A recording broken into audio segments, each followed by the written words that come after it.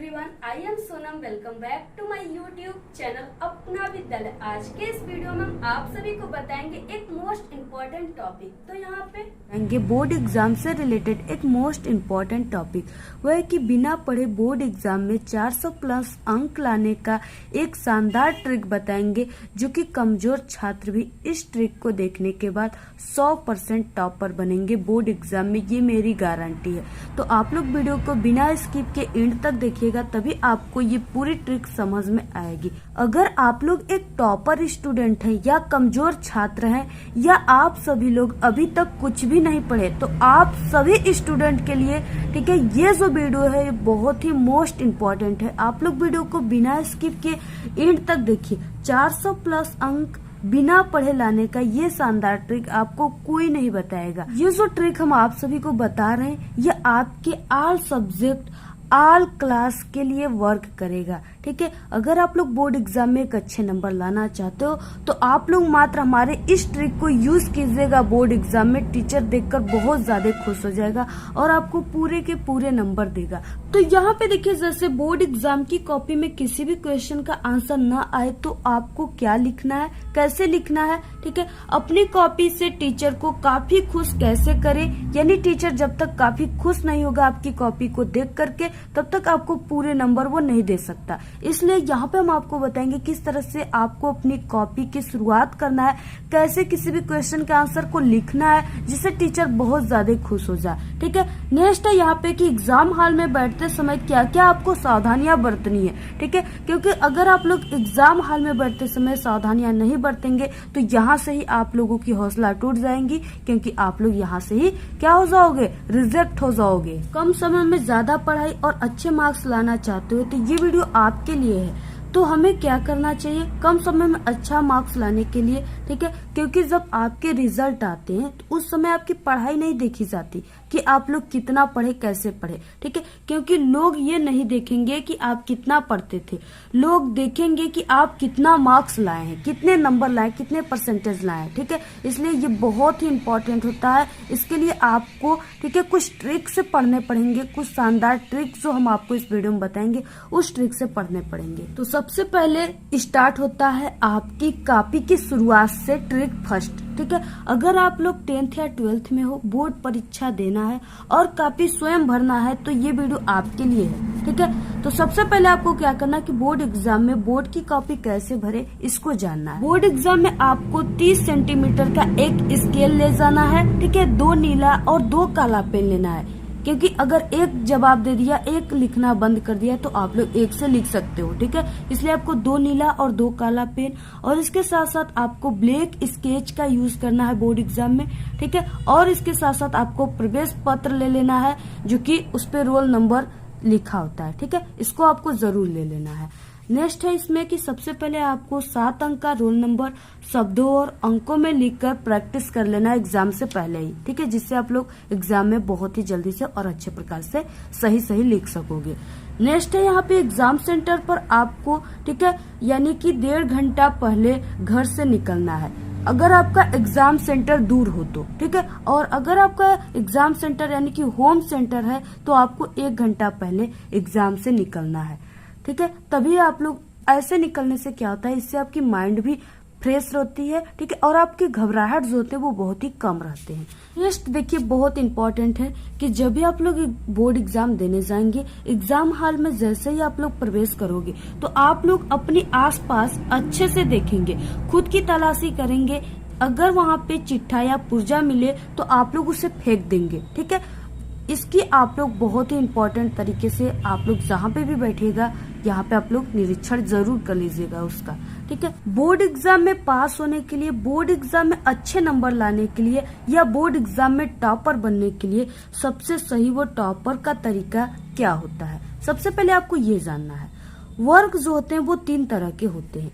पहला work plus hard work plus smart work. ठीक है, यानी ये 3 जो है ये क्या है, वर्क है। 3 तरह के वर्क होते हैं, यानी टॉपर बनने के लिए आपको 3 तरह के वर्क करने होते हैं। ये 3 तरह के वर्क है, तो आपको टॉपर बनने के लिए इसमें से कौन सा वर्क करना है जिससे आप लोग अच्छे नंबर लाओगे।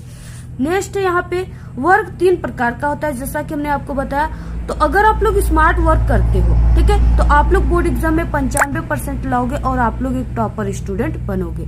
अगर आप लोग हार्ड वर्क करोगे तो सिर्फ आपका 50 से 60% ही आएगा, ठीक है। यानी बहुत ज्यादा पढ़ना और सिर्फ रट्टा मारना पढ़ना, ठीक है, उससे रिवीजन वगैरह न करना, इसी को हार्ड वर्क कहते हैं। दिन रात आप लोग पढ़ते, रिवीजन नहीं किए, सब भूल जाएंगे, इसलिए इसको हार्ड वर्क कहते हैं। तो आपको कितना आएगा? सिर्फ आपका 50 से 60% आएगा।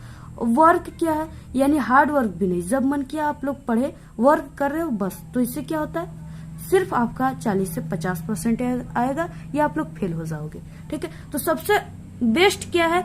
यहाँ पे स्मार्ट वर्क है। तो स्मार्ट वर्क अब आपको कैसे करना है जिससे आपका 95% बहुत ही आसानी तरीके से कमजोर छात्र का भी आएगा। कोई स्मार्ट वर्क में क्या करना है? किसी भी टॉपिक को आप लोग पढ़ रहे हो या याद कर रहे हो, ठीक है, तो आप लोग उसे पॉइंट बना बना कर पढ़ेंगे और याद करेंगे, तो वो चीजें आपको हमेशा के लिए याद हो जाएंगी, ठीक है, और आप लोग उसे कभी भी नहीं भूलोगे, और आप लोग एग्जाम में भी उसे अच्छे तरीके से लिखकर अच्छे नंबर ला सकते हो। नेक्स्ट, कोई भी टॉपिक को आप लोग पढ़ रहे हो, थोड़ा ही पढ़िए लेकिन उसका रिवीजन जरूर कीजिए, क्योंकि रिवीजन जो होता है बहुत ही इंपॉर्टेंट होता है। आप लोग चाहे जितना भी पढ़े हो, अगर आप लोग एग्जाम के, ठीक है, 1-2 महीने अगर रिवीजन नहीं करोगे तो आपके अच्छे नंबर नहीं आएंगे, ठीक है। जितना भी पढ़े हो सब शून्य हो जाएगा, इसलिए आप लोग रिवीजन जरूर कीजिए, ठीक है। नेक्स्ट, यहाँ पे आप लोग किसी भी टॉपिक या किसी भी सब्जेक्ट या पॉइंट को पढ़िए, तो ऐसे पढ़िए जैसे आपका कल एग्जाम है, ठीक है। अगर आप लोग ऐसे पढ़ोगे तो आप लोग जरूर टॉपर बन के 95% आप लोग जरूर लाओगे और टॉपर बनोगे। के बाद बात आती है कि आपकी कॉपी में, ठीक है, बोर्ड एग्जाम की जो कॉपी होती है उसमें क्या दिक्कत? टीचर बहुत ज्यादा खुश हो जाते हैं, और सबसे पहले उनको क्या अच्छा लगती है आपकी कॉपी में, ठीक है। तो देखिए, हम आपको सबसे पहले बता दें कि आपको रोल नंबर वगैरह बहुत ही अच्छे तरीके से भरना है। इसके बाद आप लोग कोई भी क्वेश्चन को कर रहे हो, ठीक है, तो आप लोग उस क्वेश्चन को करने से पहले प्रश्नोत्तर संख्या, यानी जो भी क्वेश्चन को कर रहे हो यहाँ पे आपको डाल देना है, लिख देना है, ठीक है। ऐसे लिखने से टीचर बहुत ज्यादा खुश होता है। और आप लोग कोई भी क्वेश्चन इस तरह से लिखने के बाद आपको क्या करना है, एक लाइन छोड़ने के बाद यहाँ पे उत्तर लिखने के बाद हेडिंग वगैरह है उस क्वेश्चन में, तो लिख करके आप लोग किसी भी क्वेश्चन का आंसर लिखेंगे, और लिखने के बाद नेक्स्ट क्वेश्चन का आंसर 3 लाइन कॉपी में छोड़ने के बाद तभी आप लोग लिखेंगे, ठीक है। और हाँ, आपकी जो फर्स्ट और सेकेंड पेज है उसमें आप लोग हैंड राइटिंग इतनी अच्छी लिखो जो कि आप लोग सपने में भी ना देखे हो, यानी इतना अच्छी हैंड राइटिंग आप लोग लिखो, क्योंकि जो का फर्स्ट और सेकेंड पेज का लिखावट जो है वो काफी अच्छा रहेगा हैंड राइटिंग, ठीक है। तो टीचर उसी को देखकर खुश हो जाता है और आपको पूरे के पूरे नंबर देता चला जाता है सभी क्वेश्चन पे, ठीक है। तो ये रहा आपके, यानी कि किस तरह से आपको लिखना है, टीचर कैसे खुश होते हैं। नेक्स्ट क्या है कि अगर आपको कोई भी बोर्ड एग्जाम में क्वेश्चन आता हो या ना आता हो, ठीक है, ऐसा नहीं है कि सभी क्वेश्चन आपको आता है, कुछ क्वेश्चन होते हैं जो आपको नहीं आते, तो उसको आपको छोड़ना नहीं है, ठीक है। आपको उसके आंसर को ट्रिक से लिखना है। टीचर ट्रिक पे भी पूरे के पूरे नंबर देते हैं, तो इसलिए आपको ट्रिक से लिख देना है। छोड़ोगे तो 0 नंबर मिलेगा, अगर आप लोग ट्रिक से लिखोगे तो आपको अच्छे नंबर मिल जाएंगे। तो इसलिए यहाँ पे हम आपको ट्रिक भी बताएंगे। नेक्स्ट क्या है कि जो भी क्वेश्चन का आंसर आपको बहुत अच्छे से याद हो उसको आप लोग सबसे पहले कीजिए। और हाँ, जिस खंड का आप लोग क्वेश्चन कर रहे हो उस खंड में सिर्फ उसी क्वेश्चन का आंसर होना चाहिए, नेक्स्ट खंड का नहीं होना चाहिए, ठीक है। नेक्स्ट खंड का क्वेश्चन आंसर नेक्स्ट खंड से स्टार्ट कीजिए। और हाँ, प्रयास कीजिए कि आप लोग क्वेश्चनों को सीरियल से कीजिए, ठीक है, यानी प्रश्न नंबर 1 का कर रहे हो तो उसके बाद दूसरे का कीजिए।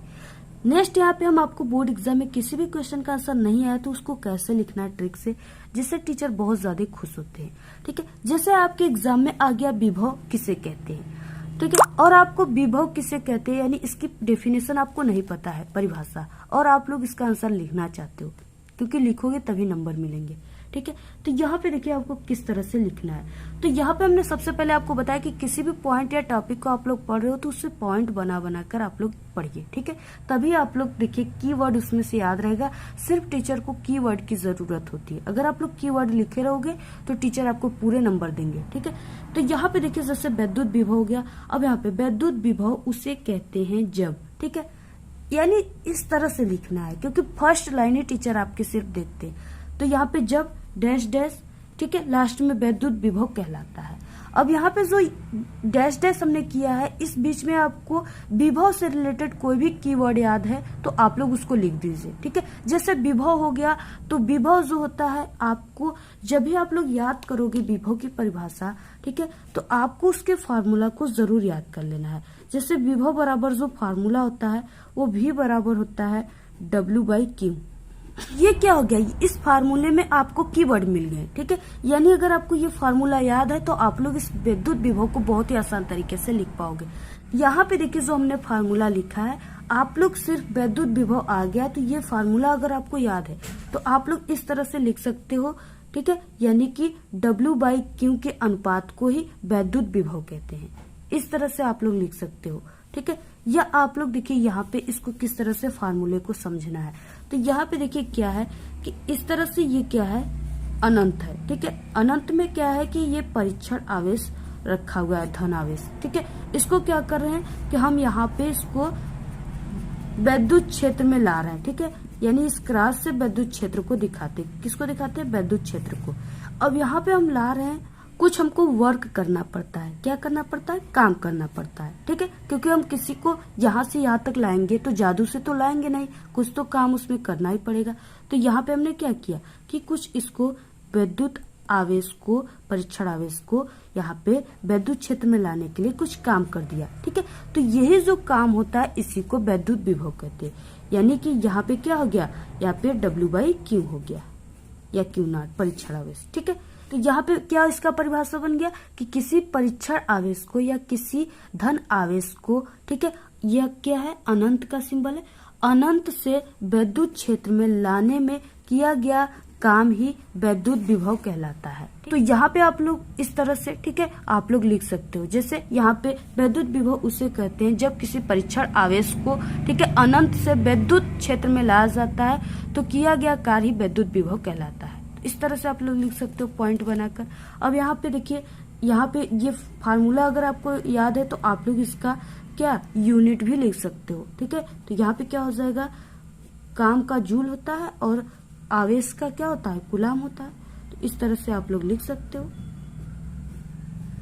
तो देखिए कितने अच्छे तरीके से हमने यहाँ पे ट्रिक से लिखा है। ठीक है, अगर आपको इस तरह से इतना ही सिर्फ लिखने आता है तो आप लोग इस पार्ट से रिलेटेड कोई भी पॉइंट आपको याद है तो आप लोग इस डैश डैश की जगह पे लिखोगे तो टीचर आपको पूरे के पूरे नंबर देंगे। ठीक है, एक भी नंबर नहीं काटेंगे। तो इस तरह से अगर आप लोग को कोई भी क्वेश्चन नहीं आता किसी भी सब्जेक्ट में तो आप लोग इसी तरह से लिखिएगा। ठीक है, और भी ऐसी ट्रिक हमारे चैनल पे आप लोग एक बार विजिट करके जरूर देखिए और आप लोग इस वीडियो को प्लीज अपने सभी दोस्तों में जरूर शेयर कीजिए। आपके बोर्ड एग्जाम बहुत करीब है, काफी हार्ड वर्क कीजिए, अच्छे से स्टडी कीजिए और अच्छे परसेंटेज लाइए। ठीक है, और आप लोग कम से कम इस वीडियो को 200 लाइक जरूर दीजिएगा। आज के इस वीडियो में सिर्फ इतना ही। आपको ये वीडियो कैसा लगा, अगर वीडियो पसंद आए तो एक बड़ा सा लाइक कर दे, चैनल पे नए तो सब्सक्राइब करके बेल आइकन को जरूर प्रेस कर दे और आप लोग इस वीडियो को अपने सभी दोस्तों में शेयर कीजिए। Thanks, all the very best, bye bye.